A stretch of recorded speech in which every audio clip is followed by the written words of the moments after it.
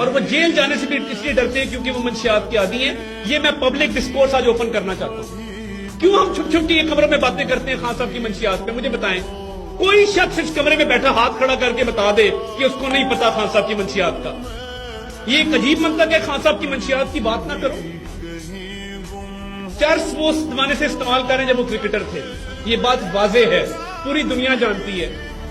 وزیر اعظم house cocaine کون لے کے جاتا تھا, کون لے کے آتا تھا, بنی گالا میں کوکین کیسے پہنچتی ہے.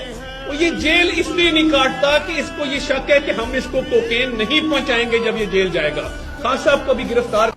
اس سے ذرا کوئی یہ پوچھے کہ آپ تو کوکین, شراب, چرس, پتہ نہیں کتنی بڑی بڑی باتیں, یہ ان کو جھوٹ بولتے ہوئے شرم بھی نہیں آتی. اور اب ان کو انہی جھوٹ کی بنا پر ان کو آج کل ایوارڈ سے نوازا جا رہا ہے, نشانہ امتیاز. واہ, بہت زبردست کام آپ کر رہے ہیں.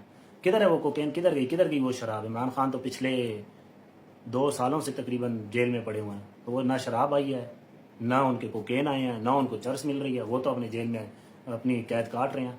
آپ کس منہ سے عوام میں نکلتے ہیں یا کس طرح آپ بات کر رہے ہوتے ہیں؟ وہ صحیح کہتے ہیں نا کہ یہ ان کو پھر جھوٹ بولتے ہوئے شرم بھی نہیں آتی کہ ہم نے کس قسم کے جھوٹ بولے ہوئے ہیں.